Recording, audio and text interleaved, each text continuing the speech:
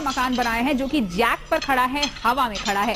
मकान की नींव जमीन के अंदर नहीं है बल्कि हवा में है। इस पर हम इनसे बात करेंगे, लेकिन आपको बता दें कि पूरा माजरा क्या है।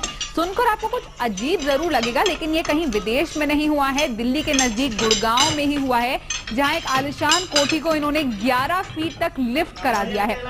ठीक जैसे जैसे आप अपनी कार को जैक से उठाते हैं, वैसे ही इस मकान को जैक के जरिए 11 फीट तक हवा में उठा दिया गया है।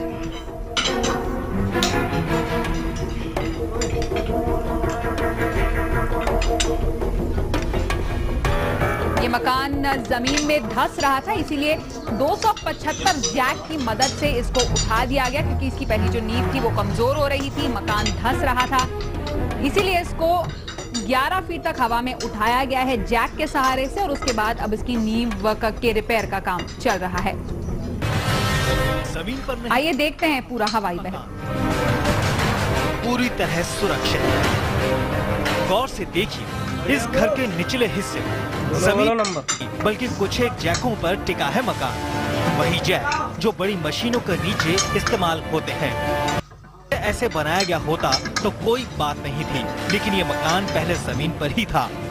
सड़क ऊपर होती गई, मकान नीचा होता गया, तब फिर बने बनाए मकान को ही जमीन से 11.25 फीट ऊपर उठा दिया। जी हाँ, 11.25 फीट।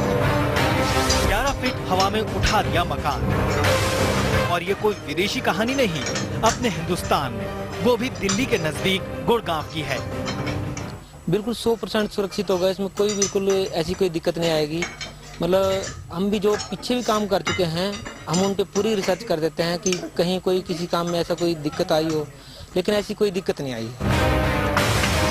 वैसे राजेश चौहान की ये तकनीक लिम्का बुक में दर्ज है और ये तकनीक राजेश का पेटेंट भी है, लेकिन 500 गज में बने इस 2.5 मंजिला मकान को ऊपर उठाना राजेश के लिए क्या वाकई चुनौती थी?